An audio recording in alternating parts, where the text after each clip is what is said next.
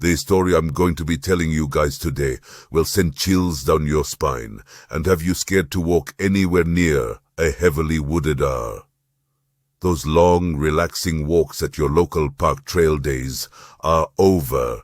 Just make sure if this video scares you, you give it a thumbs up, and even if this video does not scare you, subscribe to the channel. I'm sure I'll scare you in the next one. Okay? Let's jump in.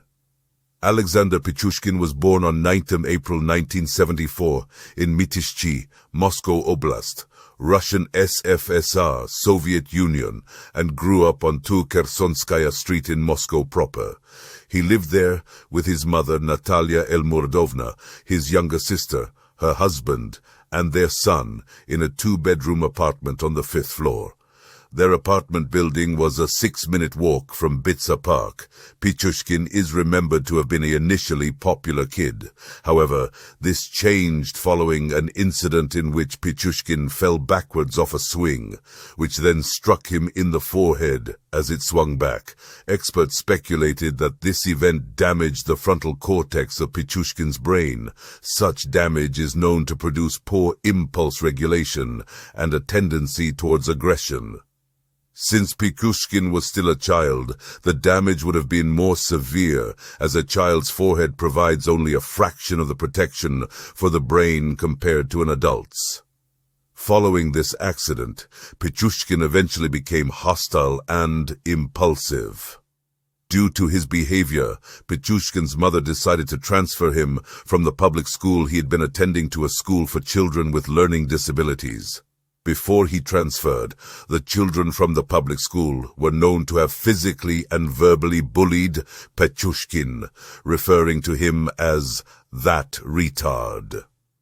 This abuse most certainly intensified Pichushkin's anger.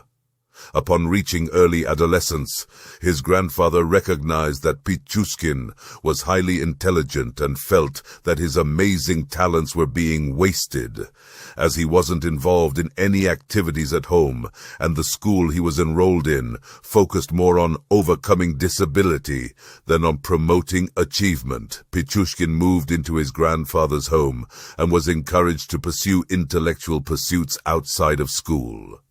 The deepest of these interests was chess. Pichushkin was taught how to play, and after showing his ability to be great, he was introduced to the exhibition games against elderly men who played publicly in Bitsa Park. An outstanding chess player, Pichushkin found a channel for his aggression when dominating the chessboard in all of his games. However, he continued to be bullied by the public school kids and suffered an emotional blow when, toward the end of his adolescence, his grandfather sadly passed away. Pichushkin was left to return to his mother's home, after which he enrolled as a student. According to reports, the death of his grandfather greatly affected Pichushkin. In an effort to both numb the pain of the loss, as well as to calm his severe aggressive tendencies, he began to drink very large quantities of vodka. He continued to play chess, both at home and in Bitsa Park, now joining the other men in drinking vodka, though unlike them, he could play without being greatly affected by the alcohol. It was at this time that Pichushkin began to develop a more sinister hobby that at the time remained unknown to anyone. Whenever he knew he was going to come into contact with children, he would take a video camera along and proceed to threaten them. On one occasion that has since been made public, he held a young child by one leg, upside down, and said to the camera, "You are in my power now. I am going to drop you from the window, and you will fall 15 meters to your death." He then watched these videos repeatedly to reaffirm his power. However, by 1992, this practice had become old and didn't satisfy his urges. The media has speculated that Pichushkin was motivated in part by a macabre competition with another notorious Russian serial killer, Andrei Chikatilo, who was convicted of killing 52 children and young women over a 12-year period. Pichushkin has said his aim was to kill 64 people, the number of squares on a chessboard. He later recanted this statement, saying that he would have continued killing forever if he didn't get caught. Pichushkin's first murder occurred on 27th of July 1992, when he was just 18 years old. Pichushkin arranged to meet one of his classmate, Mikhail Odichuk, in Bitsa Park, to jointly hatch a plan to kill 64 people. However, when they had arrived at the meeting point, Odichuk changed his mind and told Pichushkin that he no longer wanted to take anyone's life.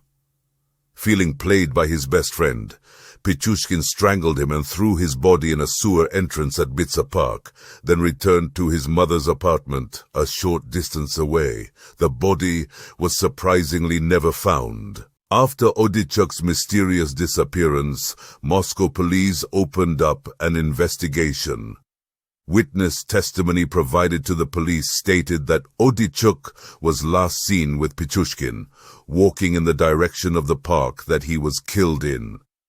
Pichushkin was arrested at his mother's home on July 30th and taken to Moscow police station for questioning.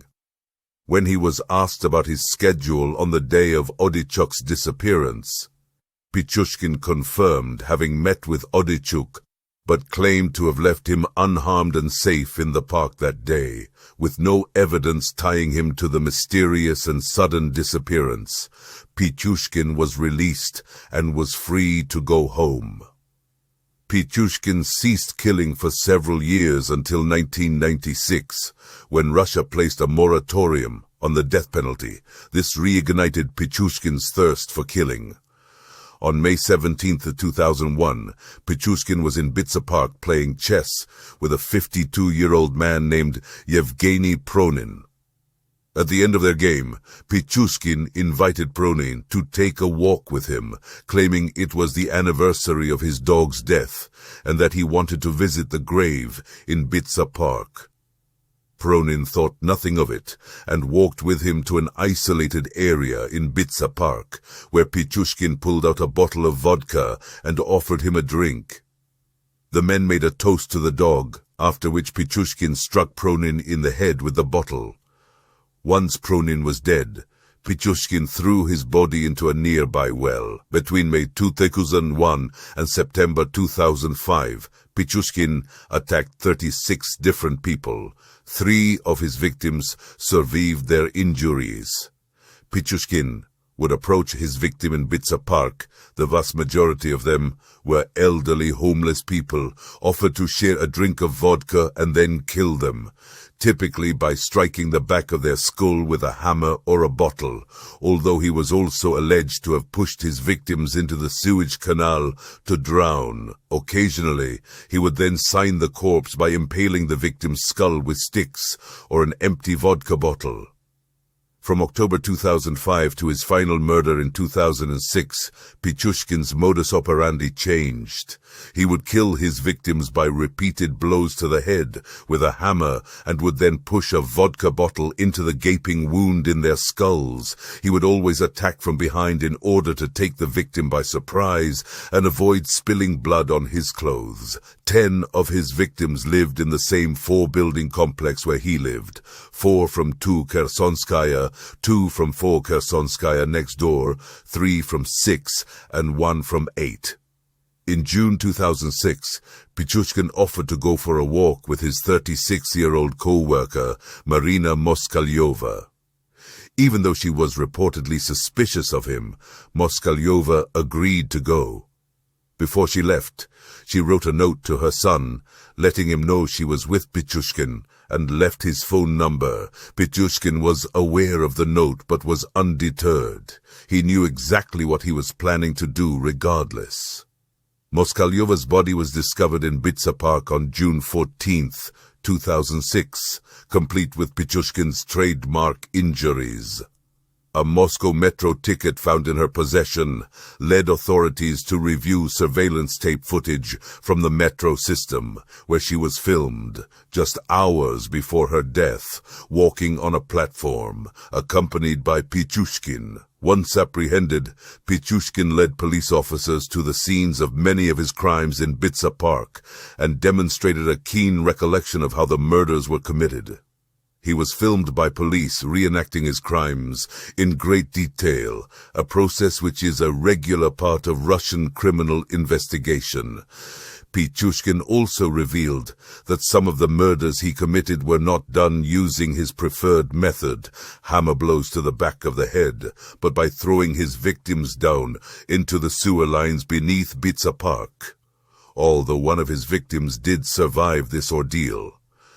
Pichushkin claimed that deciding whether his victims should live or die made him feel like God. In all cases, I killed for only one reason. I killed in order to live, because when you kill, you want to live, he once said. For me, life without murder is like life without food for you. I felt like the father of all these people, since it was me who opened the door for them to another world. Just sick. Pichushkin was convicted on October 24, 2007, of 49 murders and 3 attempted murders. However, this man felt like he deserved more credit. He asked a Russian court to add an additional 11 victims to his body count, bringing his claimed death toll to 60 and 3 surviving victims. During his trial, Pichushkin was housed in a glass cage for his own protection. Upon conviction, Judge Vladimir Usov sentenced Pichushkin to life imprisonment, with the first 15 years to be spent in solitary confinement.